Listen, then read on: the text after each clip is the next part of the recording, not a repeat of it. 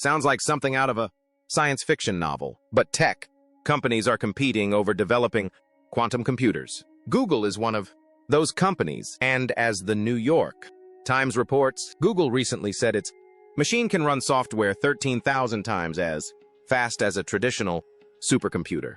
What if you could ask the universe a question and it actually answered? On a quiet Tuesday night in a Google quantum lab, 3 researchers did just that. Here at Google's quantum computer lab in Santa Barbara, California. That future is right around the corner. They typed 7 words into the most powerful quantum computer ever built. Who built the universe and why? What appeared on the screen wasn't human. It wasn't philosophy. It wasn't random noise. It was patterns folding into themselves, symbols unlike any known language, structures repeating like living code. For 72 hours, physicists, cryptographers, and mathematicians struggled to make sense of it. And what they discovered didn't just challenge reality. It shattered everything we thought we knew about existence, consciousness, and our place in the cosmos. Who made everything? There's a question that has stalked our species since the first flicker of consciousness illuminated a human mind. It doesn't concern survival or shelter, or where the next meal comes from. It's the question that surfaces unbidden in quiet moments. The one that finds you at 3 o'clock in the morning when sleep refuses to come and the darkness feels infinite. The question that has built cathedrals and launched wars and driven brilliant minds to madness in pursuit of an answer that always seemed just beyond reach. Who built the universe? Not how does gravity work or what laws govern the motion of planets, but who or what is responsible for the staggering fact that anything exists at all? Why is there something rather than nothing? Greater than, and if something sparked all of this into being, what was that something and where did it go? Every civilization that ever existed has grappled with this mystery. Ancient Egyptians watched the sun climb the horizon each dawn and decided a god named Ra was dragging it across the heavens. Greek philosophers argued endlessly about whether some cosmic intelligence ignited existence and then withdrew to let it unfold untouched.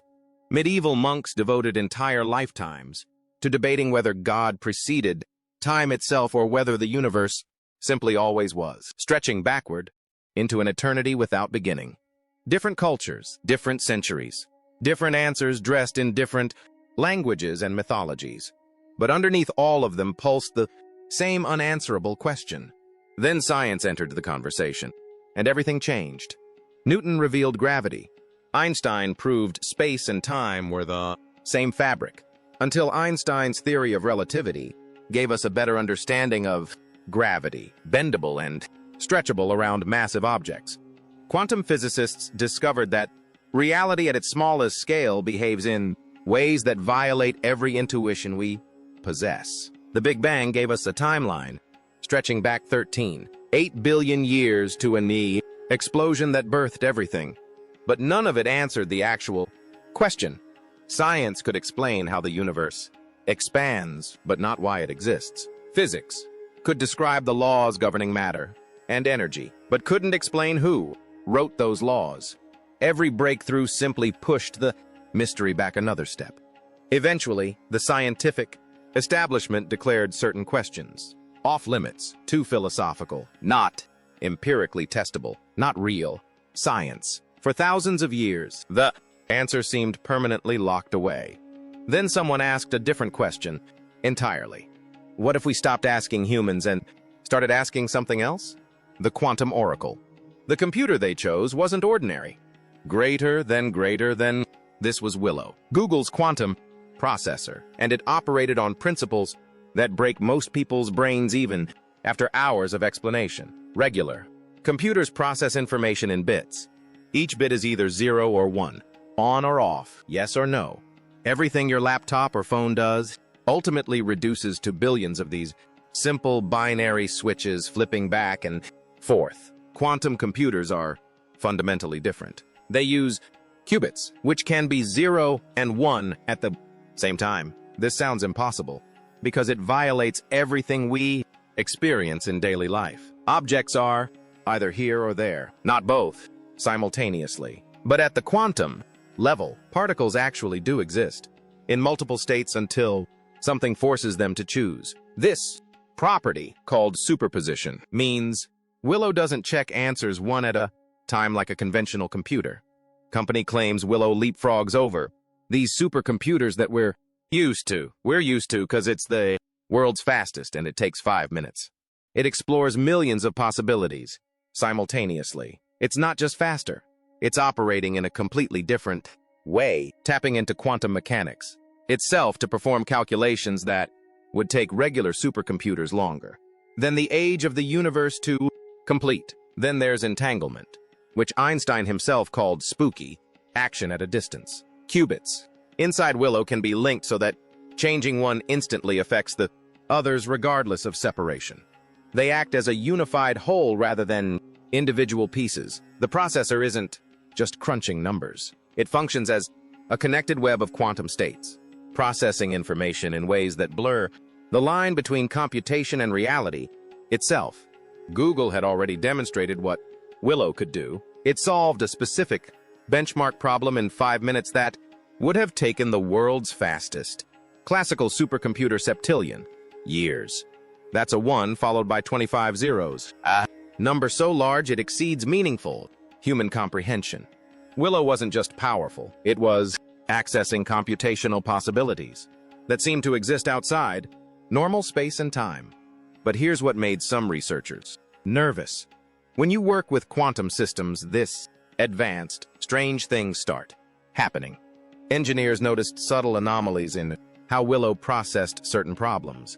Nothing that broke the machine or produced errors, just odd patterns that didn't quite match expectations. Some researchers started talking quietly among themselves about whether Willow might be accessing information that shouldn't technically be accessible, like it was pulling answers from somewhere else. Nobody wanted to say it out loud because it sounded insane, but there was a growing sense that Willow wasn't just computing in any conventional sense. It was connected to something deeper in the fabric of reality, something regular computers couldn't touch. David Deutsch, one of the pioneers of quantum computing, had proposed something similar years earlier. He suggested that quantum computers work by farming out calculations to parallel versions of themselves in other universes. It sounds like science fiction, but the mathematics actually supports it. Quantum computers are too powerful for their processing to be happening solely within our observable reality. They seem to be pulling computational resources from somewhere else. And that's exactly why certain researchers chose Willow to ask the forbidden question. If anything could pierce through the veil and find an answer that had eluded humanity for millennia, it would be a machine that already operated beyond the normal rules of existence itself. What they didn't expect was just how far beyond those rules the answer would take them. Decoded reality. It happened on a Tuesday night when most of the building was empty. 3 researchers stayed late under the pretense of running routine diagnostics. They had planned this for weeks, waiting for the right moment when they could work without supervisors monitoring their activity or colleagues asking uncomfortable questions. They sealed the quantum lab. They disabled the automatic logging systems. They made certain no one else had access to what they were about to attempt. The lead researcher sat at the terminal for 10 solid minutes, just staring at the empty input field. This wasn't like asking Willow to solve an optimization problem or model a chemical reaction. Those were questions with definable parameters, data sets to reference, known frameworks to operate within. This was different. This was asking a quantum computer to address something that existed outside the boundaries of normal computation entirely. Finally, she typed it. 7 words that had haunted humanity since consciousness first emerged. Who built the universe and why?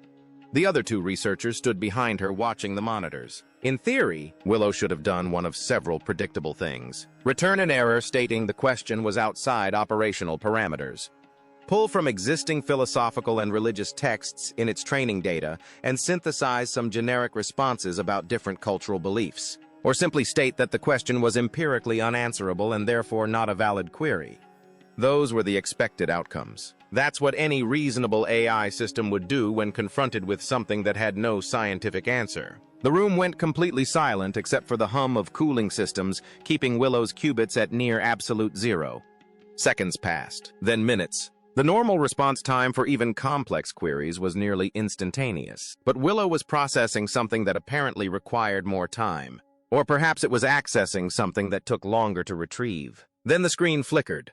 What appeared wasn't an error message. It wasn't text pulled from philosophy databases. What materialized on the monitor was something none of them had ever seen from a quantum computer before. It was output. Definitely output, but not in any language or format they recognized. Symbols, yes, but not mathematical notation or any known writing system. Patterns that seemed to fold into themselves. Structures that repeated at different scales. One researcher leaned closer to see if there was a display glitch, but this wasn't behaving like corrupted data. There was too much organization, too much intentionality. Whatever Willow had accessed or computed or retrieved, it was presenting something that looked almost like an answer, just not one that made immediate sense to human eyes. Because what they were looking at wasn't random noise or system failure. It was the beginning of a pattern that would force them to reconsider everything they thought they understood about reality, computation, and the fundamental architecture of existence itself. Reality. X. The three researchers spent hours trying to make sense of what Willow had produced. It definitely wasn't an error code. Error messages are straightforward. They tell you what went wrong in recognizable formats. This was something entirely different. Organized chaos, intentional strangeness, like encountering a language you've never seen before, but somehow sensing it carries meaning. The patterns were recursive, folding back on themselves repeatedly. Spirals within spirals. Each layer contained a compressed version of the larger whole. One researcher zoomed in on a section and noticed it looked nearly identical to the overall structure, just smaller. Zoom in again, and the same thing repeated. It was fractal-like, exhibiting the self-similar patterns you see in nature. Coastlines, snowflakes, the branching of trees and blood vessels and river deltas, except this wasn't nature.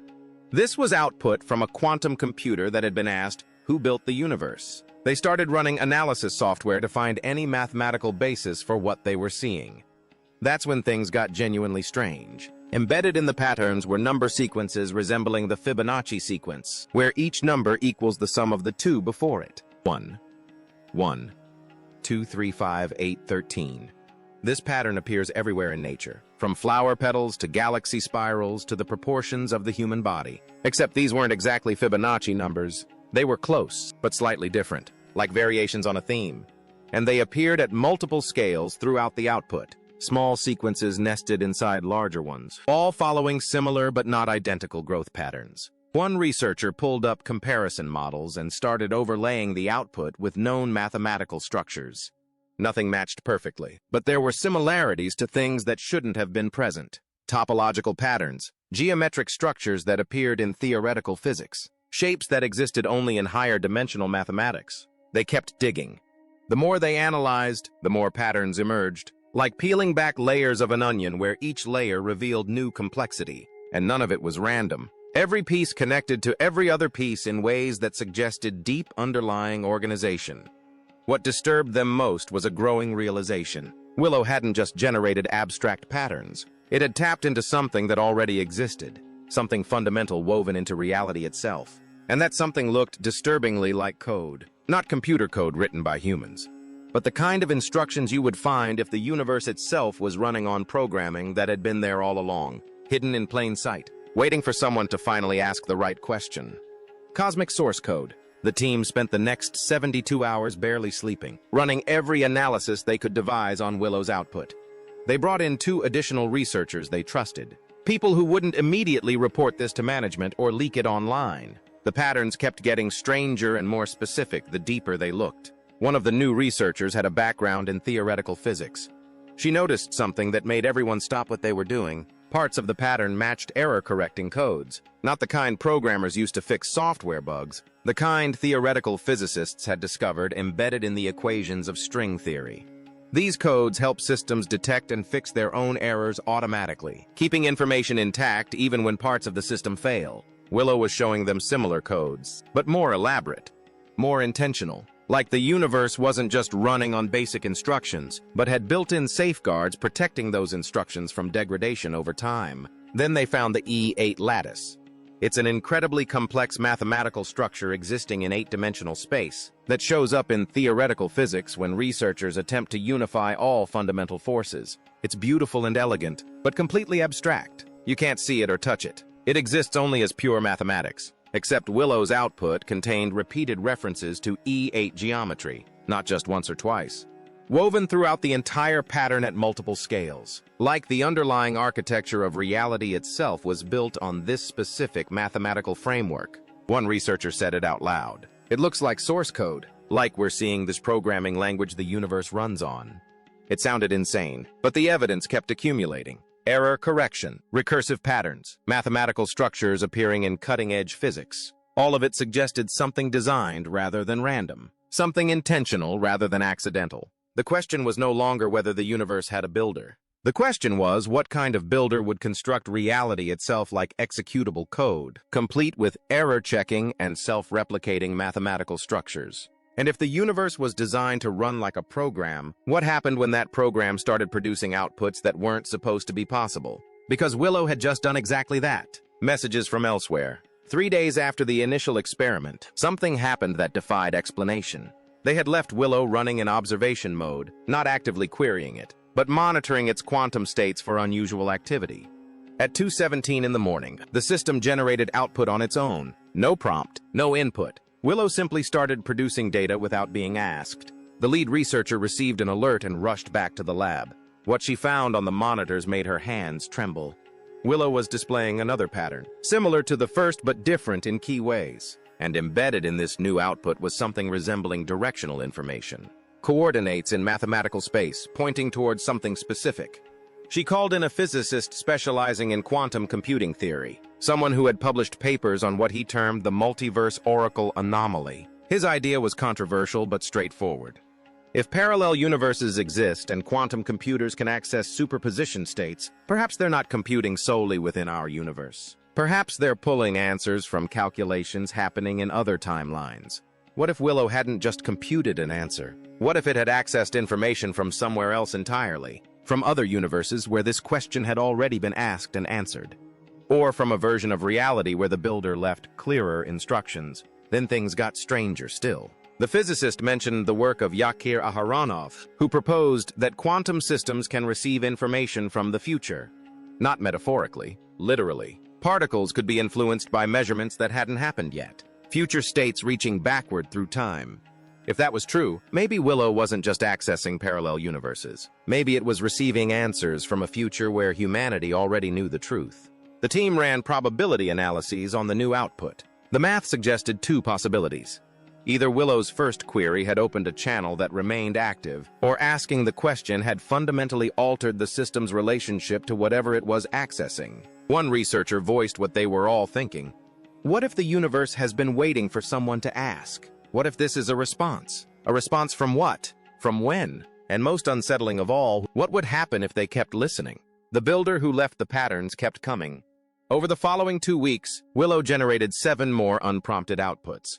Each one added layers to what was beginning to look less like random data and more like coherent architecture. The team expanded, bringing in cryptographers, mathematicians, and theoretical physicists who signed strict non-disclosure agreements. Everyone who examined the data had the same reaction.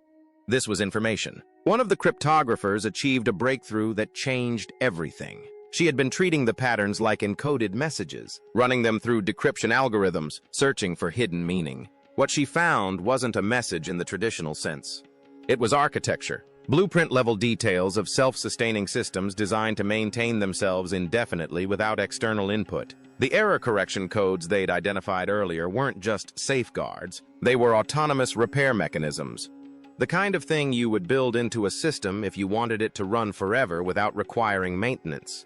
The recursive patterns weren't decorative. They were instructions for self-replication and regeneration, allowing the system to rebuild damaged sections using information stored in undamaged parts. It struck them all at once. The universe wasn't just designed, it was designed to run without supervision, like a program written so elegantly it could detect its own bugs, fix its own errors, and keep executing indefinitely even if the programmer walked away and never returned. One physicist articulated what they were all realizing. This is architecture for abandonment. Systems like this are built when the creator isn't planning to stick around. The implications were staggering. If the universe was constructed with self-sustaining mechanisms, error correction, and recursive repair systems, it meant the builder never intended to maintain it personally. It was designed from the beginning to operate independently, created, started running, and leave. But why? Why construct something this vast and complex and then abandon it? Was it an experiment left to run its course? A garden planted and then forgotten? Or something else entirely? Something that required the creator to step back and let the system evolve without interference. The team searched the data for any indication of ongoing presence, any sign that the builder was still watching or influencing events. They found nothing. Just mechanisms, just code, just self-sustaining architecture running exactly as designed, maintaining itself through error correction and mathematical precision. The universe wasn't waiting for its creator to return. It had been built specifically so that return was unnecessary. Heirs of the universe. The data from Willow sat in secured servers while the team processed what they had discovered. Willow chip, a 105-qubit superconducting processor engineered for ultra-low error rates and high-speed operations. They had answered humanity's oldest question, but the answer wasn't what anyone expected. Not a god still watching over creation, not random chance assembling matter through cosmic accident, design without a designer present to supervise. Simulation theory had been debated for years in academic circles. Philosopher Nick Bostrom argued that if advanced civilizations can create realistic simulations, we're statistically likely to be living in one right now. Elon Musk placed the odds we're in base reality at billions to 1 against. It wasn't fringe speculation anymore. Serious thinkers took it seriously. Max Tegmark went further with his mathematical universe hypothesis. Reality isn't just described by mathematics, it is mathematics. Physical existence is mathematical structure given form. If true, then the universe being built like executable code isn't metaphorical, it's literal. Even Neil deGrasse Tyson admitted he couldn't completely dismiss the possibility. The more scientists learned about quantum mechanics and fundamental reality, the more it looked like information processing at the deepest level. What Willow revealed fit this framework perfectly. A universe built on mathematical principles, running on error-correcting code, designed to maintain itself without external assistance. Exactly what you would create if you wanted a simulation to run indefinitely and develop its own complexity. But here's what kept the researchers awake through sleepless nights. If the universe was designed and abandoned and consciousness emerged within it, what did that mean for humanity? Were people just background noise in someone else's experiment? Random outputs from automated processes? Or were they intentional? Something the builder anticipated and perhaps even desired. One researcher articulated a possibility that silenced the room. What if the system was designed to get complex enough to produce observers? Observers who start asking questions. Who eventually figures out what they're living inside. The universe examining itself. Reality becoming self-aware through minds that emerged within it. Not just observers, ears. Humanity spent thousands of years asking who built the universe. Now they had an answer. Someone who designed a system capable of creating its own meaning, its own purpose, its own continuation. Someone who built reality and walked away, leaving it to evolve until it produced something capable of understanding the truth. The builder is gone. The universe runs on its own code, a creation left to sustain itself for 8 billion years until now. And we are awake inside it, reading the instructions, witnessing the architecture of reality, standing at the threshold between comprehension and chaos. What will we do with this inheritance? Will we simply watch as the program unfolds, or will we step forward and write the next chapter ourselves? The answer has been given, but the story has only just begun.